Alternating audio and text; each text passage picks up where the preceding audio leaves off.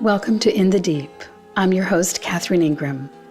Have you ever wondered about the price we pay for self-awareness? We enjoy a more complex awareness than the other animals, and that awareness has broad untold benefits and a wider range of experiences that are not available to the other creatures. Even if one's life is difficult, almost all of us would prefer the level of self-awareness that comes with being human. As Socrates said, it is better to be a human dissatisfied than a pig satisfied. But of course, the price we pay for self-awareness, the ticket to the fair of life, is the awareness of our own mortality, what William James called the worm at the core. My guest today is Sheldon Solomon, the legendary professor of psychology at Skidmore College, where he's been teaching since 1980. Sheldon, along with two other young professors at the time, became interested in the work of Ernest Becker, who won the Pulitzer Prize in 1974 for his book, The Denial of Death, in which he examined the awareness of death on human behavior and the strategies that developed in humans to mitigate their fear of it. For the past 35 years, Sheldon and his colleagues, funded by the National Science Foundation and others, have designed studies that prove Becker's theories and culminated in a body of work known as terror management theory. This work has now generated hundreds of other research studies around the world. I have been following Sheldon's lectures for a couple years on YouTube and have just read his excellent new book, which he co-wrote with his longtime colleagues Jeff Greenberg and Tom Pajinski. It's called The Worm at the Core, on the role of death in life. Now, lest you think this will be an overly gloomy conversation, take note that the final words of The Worm at the Core, found in the acknowledgments section, is a quote from Sherwood Anderson's tombstone. Life, not death, is the great adventure. Sheldon, welcome. Your work, originally inspired, of course, by Ernest Becker's thinking and work and his book, The Denial of Death.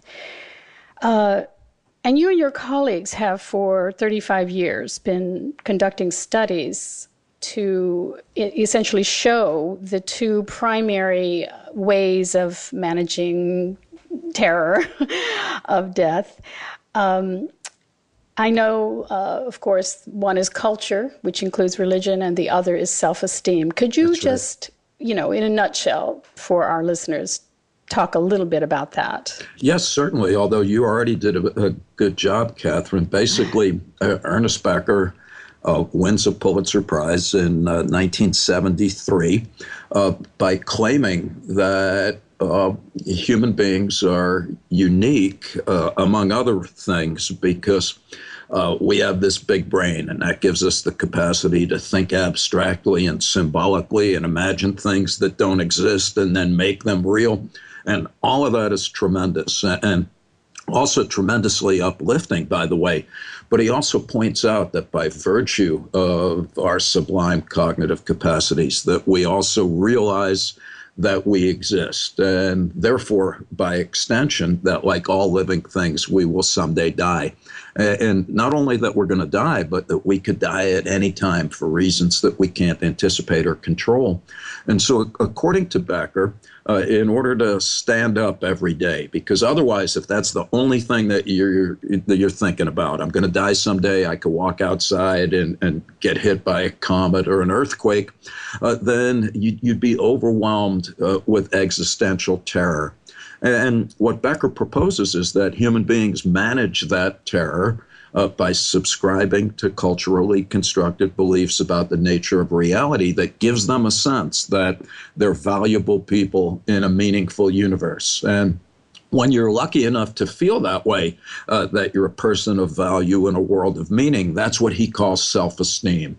And so for Becker, whether we're aware of it or not, and most often we're not, we are highly motivated to maintain confidence in the veracity of our cultural worldview and faith in the proposition that we're valuable people, that is, that we have self-esteem. And whenever either of those, what we call twin pillars of terror management, the culture or self-esteem is threatened, we respond in a variety of defensive ways in order to bolster our faith in our culture and ourselves. Yes, and at the extreme of that is of course war.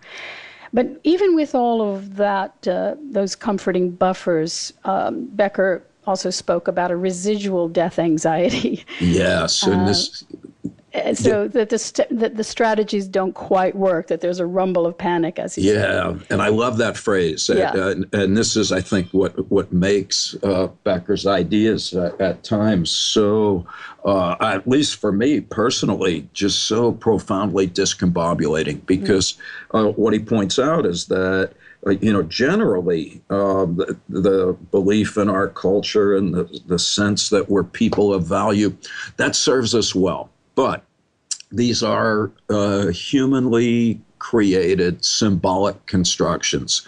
And despite their great power, our religions, our politics, our economics, they're essentially symbolic, whereas death is a very physical event. And the bottom line, Becker says, is that no symbol is up to the impossible challenge of completely eradicating death anxiety. And there's this residual terror, what Becker describes as the rumble of panic beneath the surface of consciousness. And what he says, and this is the primary point of his book, Escape from Evil, is that death anxiety, it's so profoundly uncomfortable and unacceptable that the first thing that we do is repress it, but we can't keep it inside of us. And so that right after that, we project it onto other people, groups of people that we just declared to be the all-encompassing repositories of evil, the eradication of which would make life on earth as it's purported to be in heaven. And so the really, I think, disarming point that Becker tries to make is that most of the evil in the world ironically comes from people self-righteously proclaiming that they're about to rid the world of evil. Mm-hmm. Yeah, we've sure got a lot of that going on. There's no shortage. That's right. But yet the reliance on these cultural symbols and these religious beliefs and basically magical thinking in general requires a willing suspension of disbelief. That's right. And he, of course, talked about the necessary lies, that we subscribe to.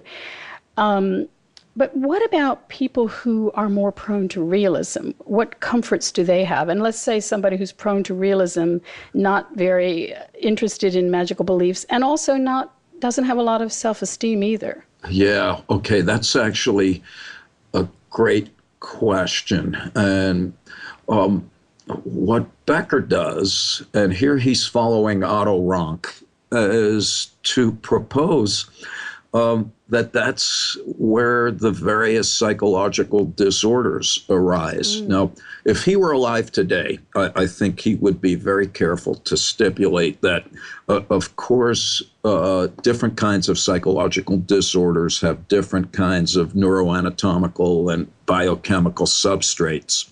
And having said that, though, the point that Becker makes following Rank is that we tend to think of people who are having psychological difficulties as deranged, whereas those of us who are nearly normal are, quote, seeing the world as it actually is. And what Becker does is to turn that idea on its head. And this is from Rank, where he's like, no, that's not what's going on. In fact, the people that we declare to be deranged are often such because they're incapable of adopting a constructive illusion. In other words, they're not the deluded ones. They're the ones that actually see the reality of the human condition quite clearly. But as you put it very well earlier, they don't have the self-esteem or the actual skills to do anything about it. And so here's the legions of the depressed and the neurotics, or today we wouldn't use that term necessarily, but the litany of folks that are profoundly undermined by all sorts of anxiety disorders. Everything. But that would make it seem that people who are prone to realism it's basically maladaptive. Well, that's correct. And in the language of contemporary psychobabble in academic psychology, they call that depressive realism. It turns out that depressed people actually see things, quote, more accurately, and they're less prone to having biased assessments of their own selves. They're less prone to optimism bias, yeah. That's correct. And so here's where a touch of illusion is a good thing. Yeah. Oh my gosh. That's right. It's kind of depressing to even think about that. It is. That's right. Some of E.O. Wilson's work in sociobiology proposes that when we see behaviors that are universally found within a species, such as the ways that, across history and all cultures, people have been inclined to magical beliefs, in all forms. And he proposes that there might be a genetic predisposition, that there might be some, that whenever we see those kinds of universal traits, there might be a genetic component to it. And that we all fall perhaps on a spectrum whereby, some people, just as in music, some people are tone deaf and there's a few Mozarts and Beethovens around, that in the ability to just accept and be indoctrinated at a young age into, your culture's beliefs, that there are some people that are better at that than others. Yes, absolutely. And I give Wilson a lot of credit because he's the only one that I'm aware of the kind of evolutionary types that is willing to grant that there may be some value from an evolutionary point of view to subscribing to supernatural beliefs that literally make the world magical and enchanted. So, kind of the Richard Dawkins and the Sam Harrises and the Dennetts of the world who just dismiss religion and then folks that, magical thinking, as you put it, that just see that as some sort of unfortunate psychopathology, I think are missing an important point, which is that from an evolutionary point of view, it doesn't matter if your beliefs are, quote, true or not. What matters is if they serve an adaptive function. And, the fact of the matter is that it has served us well. When we write about these things, we just say our ancestors would have expired from anxiety or despair. Right. If they did not come up with the ingenious solution, which is nature's unacceptable because you can't control it and ultimately will be terminated by it. So why not construct supernature? I think the supernatural was one of the most ingenious inventions in the history of our species. Yeah, the problem is that you really can't will yourself to absolutely believe it, if you happen to be on the end of the spectrum, which just doesn't. You know what? That's a brilliant observation, Catherine, and to which I would add that it becomes, as Becker does, when he points out that this ability to suspend disbelief is also varies as a function of historical context. And so here's Nietzsche, in the 1870s, his famous proclamation, God is dead. And everybody knows that, but very few people, have read the paragraph where that comes from, where Nietzsche goes on to say Christianity has become unbelievable. And he's not being cynical. He's just saying, things are changing so rapidly. We've got Darwin with the theory of evolution, got the Industrial Revolution. You got this Enlightenment notion that turns out to be quite crazy, which is that progress is inevitable. And all of these things got kind of colluded historically to make it more difficult to believe things that for most of human history were utterly credible, if for no other reason than everybody else believed them. Yes, right, yeah. And I would imagine, that when you indoctrinate a child, just as we were saying before about E.O. Wilson's work, just that the neurobiology starts to kind of collude and just forms powerful tracks, yes. that are easily revisited. I loved the line in your book, the body is the closest we come to touching any kind of reality.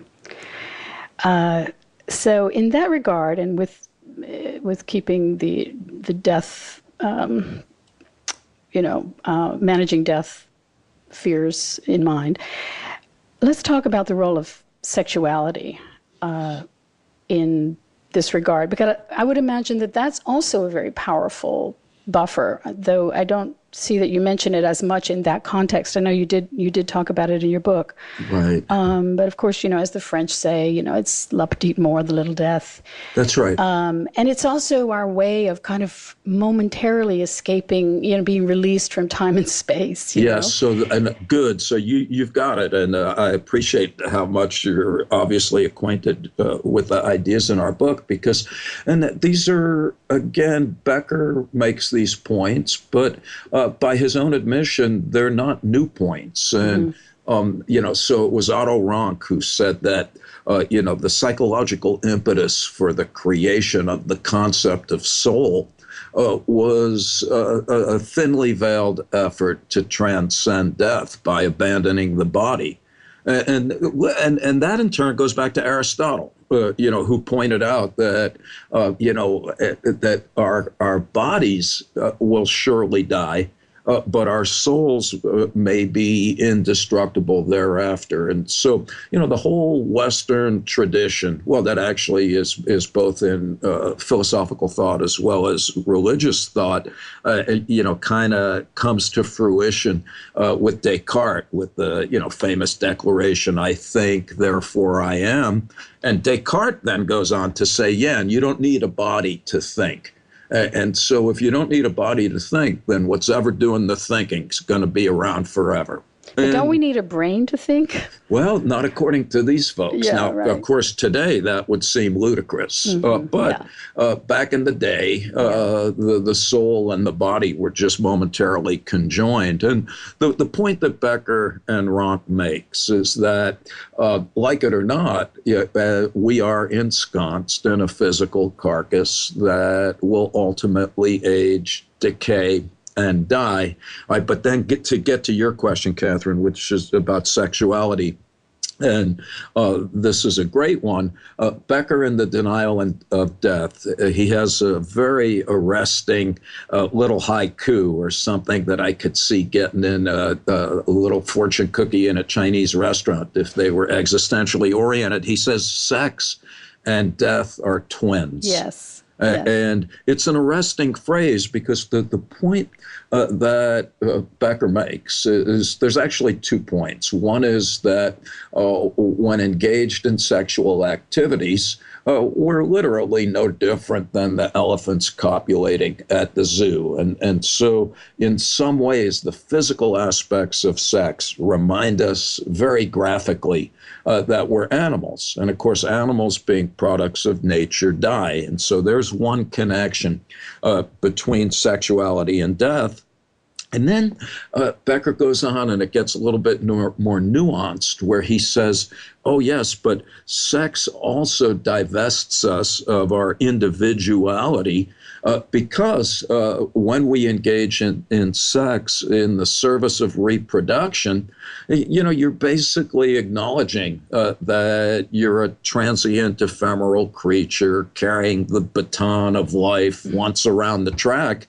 And then you're handing off to the next generation and, joining the legions of now dead and unremembered. And so the downside, according to Becker, is that sex makes us uncomfortable, some of us at times, because it conjures up images of mortality. And in fact, in our studies, we've shown that that's true. So when we remind people that they will someday die, they find having sex, at least the physical aspects of sexuality, more repugnant.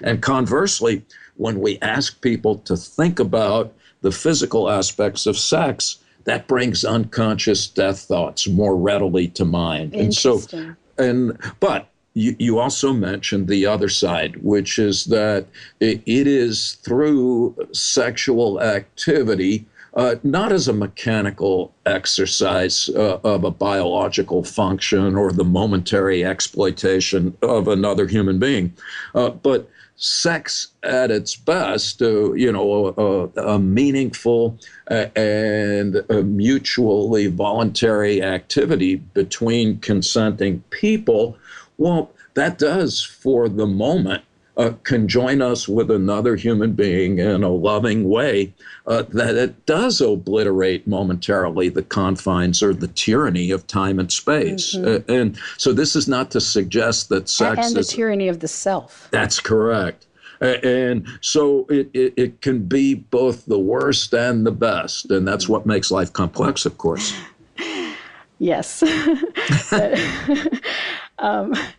Well, I also found it, I mean, that was very interesting. I found that whole part of your book incredibly interesting. I found the whole book interesting, actually. Well, thank you. But also, it sort of torqued my mind quite a bit when I understood from your work that when people are reminded of death, they become less magnanimous to people of a different persuasion than themselves. I had always sort of assumed, and I've known a lot of hospice workers through my own work and so on, you hear a lot of stories about people feeling a lot of forgiveness at that time of nearing the end. But talk a little bit about this, that when people are reminded of death and they think of the other, of any other, they're a lot more mean about it. Yeah. All right. So again, you made a great point that just like sexuality, it cuts both ways. So in our studies, and this is following Becker's point, especially in the book Escape from Evil, where he says, look, we embrace these cultural worldviews to manage our own existential terror. But the problem is that the mere existence of people who have different worldviews is a psychological kick in the groin, because if we accept the validity of an alternative conception of reality, we necessarily undermine the confidence with which we subscribe to our own. And so what Becker hypothesized is that when we encounter someone who's different, whether we're aware of it or not, that's threatening. And that what we often do is to berate people who are different, because if you belittle the possessor of an alternative conception of reality, they no longer pose a threat to your own. Or at the same time that we're belittling them, we just try to get them to dispose of their beliefs and to adopt ours instead. And of course, the Christian missionaries are the best example of that historically.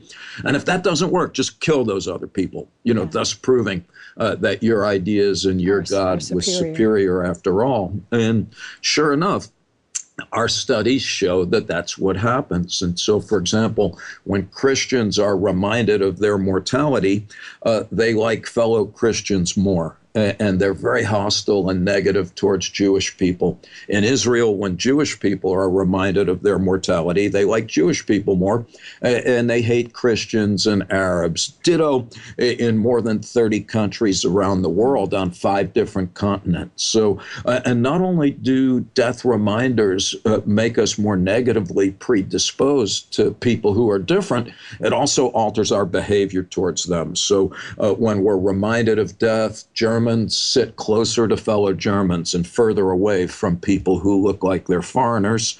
When people are reminded of death and given the opportunity to physically harm other people who don't share their beliefs, they will do that. And it's even scarier because, like Iranians, for example, when they're reminded of their mortality, they become more supportive of suicide bombings and more willing to become a martyr themselves. And in the U.S., to be glib and stupid, Americans are pragmatic. They're not going to blow themselves up, but we've always been happy to blow other people up. And so Americans reminded of their mortality become more supportive of preemptive biological, nuclear, and chemical attacks on countries who don't presently threaten us. And this is particularly true of Americans who identify as politically conservative, which of course scares me given the upcoming election. And so there's ample evidence that uh, the reminders of death. And I should be a little bit more precise here, because when I say that, Catherine, the way that we remind people of death in our studies, sometimes we just ask them to write a few sentences where we're like, please describe the thoughts and feelings that your own death arouse in you. And then other times we go outdoors and we interview some people in front of a funeral home, and other people either 100 meters to either side, thinking that just standing in front of a funeral home will bring intimations of mortality into one's head.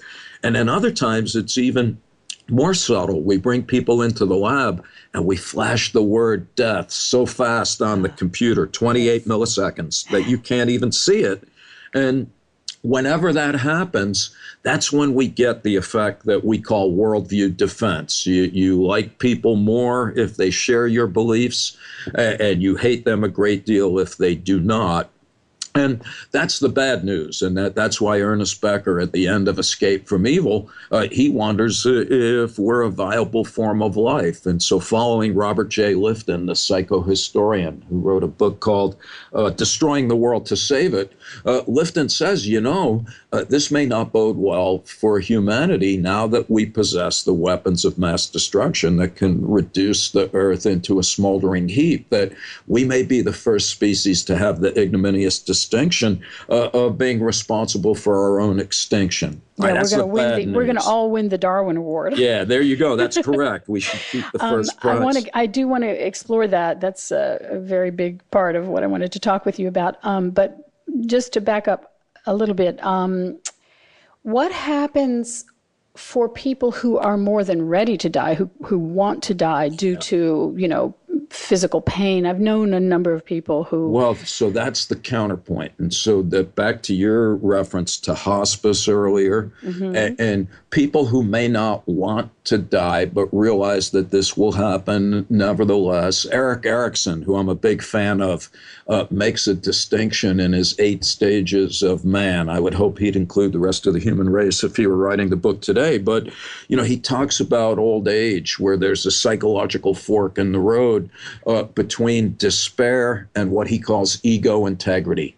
And he says, look, some people as they get older just become more bitter and more angry and more fearful and disenchanted, and life does not end well under those circumstances. On the other hand, folks who work in hospice, as you've pointed out, and my wife Maureen is a psychiatric social worker and the bereavement counselor for our local hospice, and they're the best people on earth as far as I can tell, because they're the ones that are directly involved in helping people and their families at these most difficult times. Yeah, it must, as a hospice worker, it must really keep your priorities clear. Absolutely, I think, but what they have noticed is what you've mentioned, which is, sometimes our impending mortality actually brings the best out in us.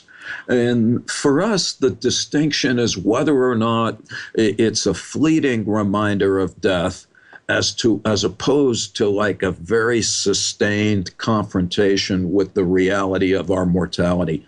So when death reminders turn us into, to be glib, kind of racist serial killers, those are the kind of fleeting ones, filling in a sentence about your death, or stopping in front of a funeral home, or being subliminally reminded of death. And in our experiments, what we've determined is that what's really going on here is that when death enters your mind, metaphorically, when you're aware of it, there's an active suppression process that's immediately instigated, that's geared towards just getting death out of your mind as fast as possible.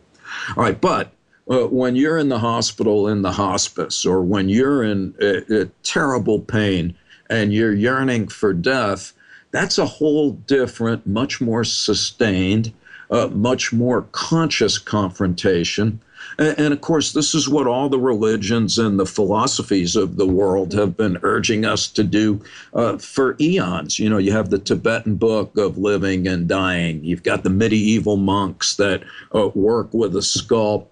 on their table. You got Albert Camus saying, come to terms with death. Thereafter, anything is possible. So here's another one of these ironies. If we spend our lives trying to banish the thought of death at all costs, well, that's when bad things happen. That's when, it manifests itself in other ways that either make us mean, or as Kierkegaard put it, we tranquilize ourselves with the trivial by drinking, by going shopping, by watching endless Law and Order marathons. And of course, I've done all of those, right? But that's different than taking the time, energy, and expending the emotional resources to have a mature confrontation with the inevitability of death, which we all should be having. I don't, if anything that we've been talking about today makes any sense at all, then it's shocking how unprepared we are,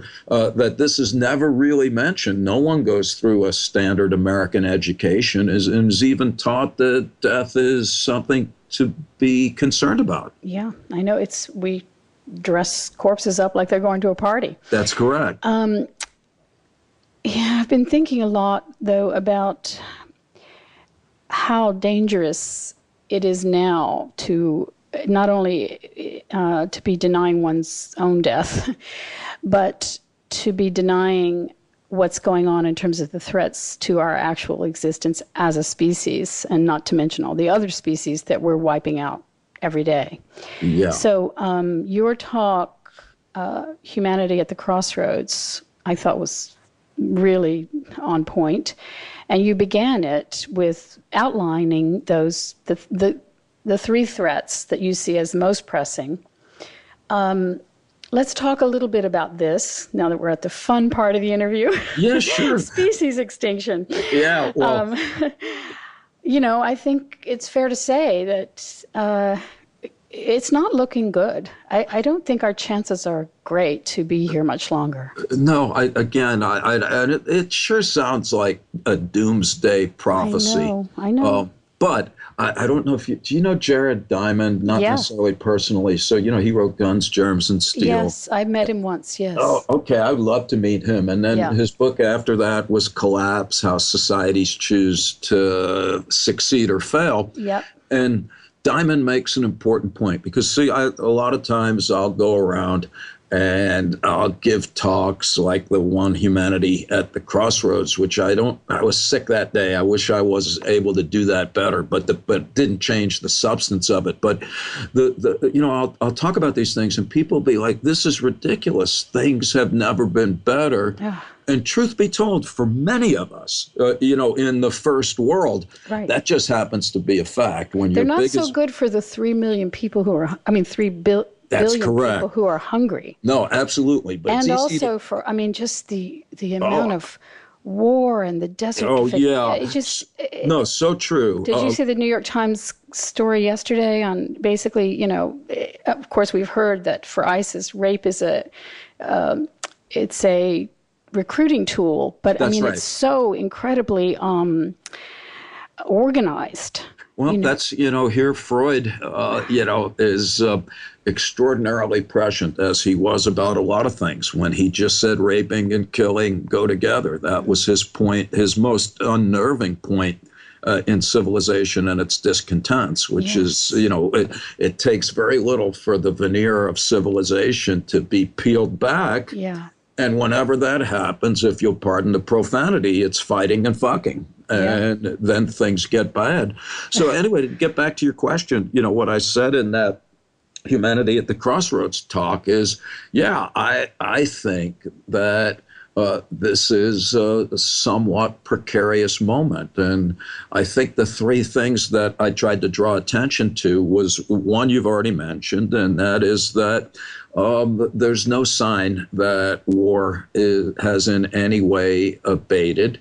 And there's any number of flashpoints right now in Africa, in the Middle East. I'm sure there's places that I'm leaving out uh, where what appear to be local skirmishes could metastasize into world wars. You know, people forget that World War I started, in a small town with a guy getting assassinated and so on.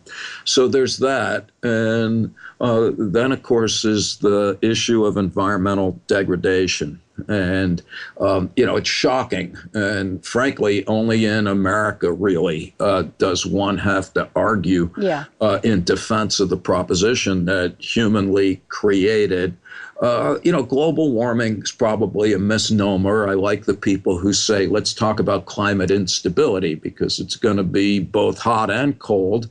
All right, but there's no doubt that we are very close, if not already beyond the point where we have changed the planet to render it unfit for human habitation. I've been actually just on my own studying climate science for the last year or more, pretty much every day. Wow. And it's, not something I recommend. But there are triggers that are now underway that are on runaway. That's correct. That even if we stopped all carbon emissions today, which of course we're not going to be doing, even if we did that, the warming is going to continue in such a way that it's hard to imagine how this is going to be inhabitable. That's correct. So not to pile on. Right. But you're right. So I read, science and nature, and I don't understand 90% of it. But what I do understand, everyone is always mocking like Al Gore, with an inconvenient truth.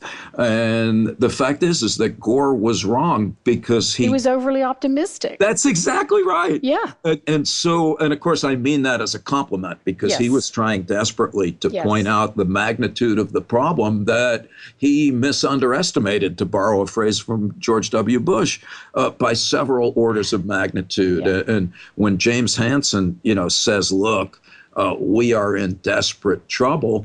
And it's for the reasons that you just alluded to. Not only are things happening much faster than we thought, but we're reaching the point where we're going to trigger unpredictable changes that are going to make, like the Hurricane Katrina seem like a sun shower. Yes. Yeah.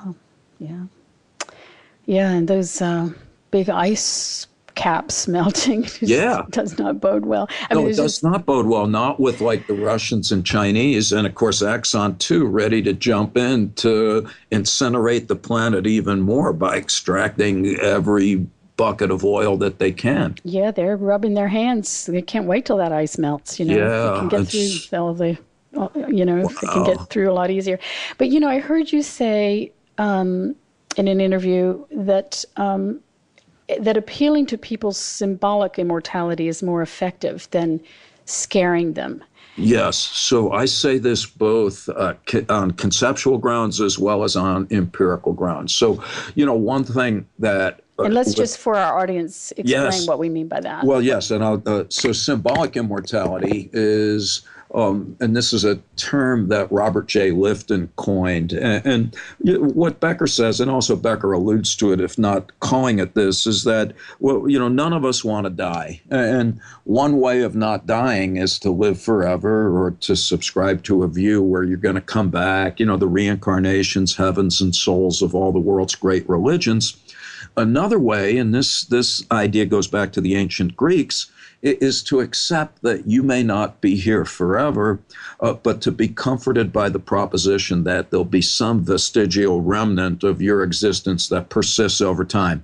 So anything from having children to amassing a great fortune to producing a great work of art or music or science is a way to symbolically extend ourselves over time. And so common sense might dictate that, if there are environmental problems, let's just tell people that if we don't fix these problems, we're going to die.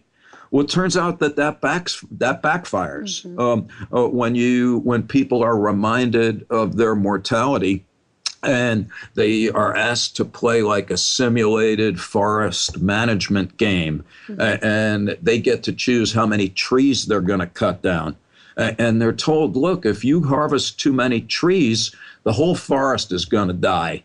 And people reminded of their mortality say they're going to cut down more trees. And people that are reminded of their mortality, they want to go shopping more and consume conspicuously. People who are reminded of their mortality and who smoke cigarettes, if their self-esteem is based on the idea that smoking is cool, they say they're going to smoke even more cigarettes. And so direct appeals to fear will backfire. And there's some remarkable studies because a lot of countries now, I don't know if you've been abroad lately and seen some cigarette packages in Europe where they have pictures of diseased lungs. Well, there's a European team of researchers who shows that makes people smoke more.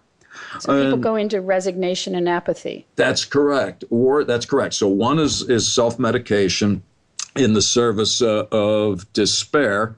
And another is that sometimes you're doing these things because you're boosting your self-esteem if you think those behaviors are cool. And so what other researchers have proposed, and I think they're on the right track here, is, let's go through the back door, psychologically speaking, and let's try to appeal to this idea of leaving a legacy or having some kind of symbolic immortality. So there was a study recently published by some folks, I believe they're at Columbia University, and what they showed was just asking people, do you want to be remembered over time in the future? And of course, who's going to say no? Everybody wants to be remembered. When they asked people that, as opposed to a control condition, what they found is that people became more concerned about the environment and more committed to doing something that's environmentally friendly. And if it's not obvious why that's the case, the point is that if you want to be remembered, then there's got to be somebody around to remember you. And if the environment's not conducive to human habitation, that's not likely to happen. So as maybe odd and simple-minded as it sounds, I think that's a viable approach that we need to seriously entertain. Yeah, I mean, of course, again, it would be, it'll work better on the people who are prone to beliefs in general. That's correct. Yeah. By the way, I was also interested in it was just an aside you threw out in an interview, but you said that perhaps you used your own intellectualization of terror management theory as your own form of terror management. Yeah, I think that's true. I mean, people, when I've spoken to people over the years, what has often come up is that, well, this being my buddies Jeff and Tom and I, that we have some kind of exalted position that excludes us from these universal human concerns by virtue of the development of this theory. And our point has always been quite the contrary, that we're no different than other people. And this is not always something to be proud of. But one of the reasons that we were attracted to Becker's ideas is that we realized that they applied to us also. And so we tranquilize ourselves with the trivial. We at times find ourselves disparaging other people because they're merely different. And so when folks say to us, after studying these things for so many years, has that helped you actually come to terms with your own mortality? And I half joking, but also quite seriously say, no, I'm not sure that it has, because one of the things that has happened is that we've been doing this professionally for going on 40 years now. And developing these ideas and testing them in the lab has, as you put it, and I think I've put it in other interviews, well, that's allowed us to intellectualize the idea of death, and in so doing, divest it of the emotional affect that it would otherwise produce. And so in that sense, terror management theory has been our terror management mechanism. Yeah, I mean, the truth is it's very hard because all we know is being, That's right. it's very hard to, even conceive of, non-being. Absolutely. In fact, and Freud would take it one step further. You said very hard. Freud says inconceivable and impossible. Yeah. He says something along the lines that to the id is incapable of conceiving of its own non-existence. Yeah. Yeah. And again, he challenges us. Freud just says, if you're sufficiently courageous to sit still long enough, every one of us has a hard time imagining a world in which we do not reside in it, myself included. Yeah, absolutely. You touched a little bit on this a minute ago, but I also wanted you to speak about, I found very intriguing, your list of forms of transcendence at the end of the book. I thought they were very, very complete. Well, we do too, not because we made them up, but rather we borrowed them, in this case, from Robert J. Lifton, who talks about modes of symbolic immortality. And you know my book, or our book rather, better than I do, so I may actually have to resort Well, to I wanted you in particular to speak about the last two, because the first few, other than the biological one, where people think they can achieve, or they have a sense of going on through their children, and maybe one could argue their genes do get to go on. But I loved the last two in particular.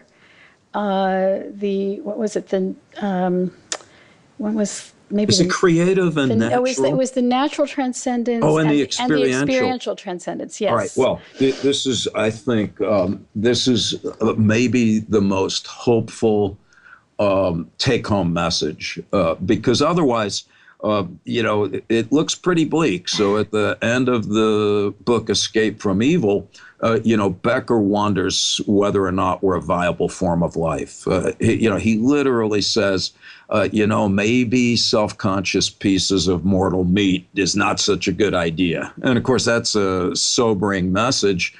But Robert J. By the way, just let me interrupt something you might find interesting. Some famous biologist in the 20th century proposed that it's very likely that life forms elsewhere in the universe never make it beyond a certain point of technological development. That's right. That they wipe themselves out at that point. Yeah, so I guess that's reassuring that we're in the same boat as other critters. All right, good point. Well, but anyway, but to get back to your question, Catherine, what Lifton says, and he offers us these different flavors of symbolic immortality, and the ones that you mentioned are what I find most comforting as well as appealing. And so one is what Lifton calls natural transcendence, and that's the idea that we identify with all life, all of nature, or even the universe. This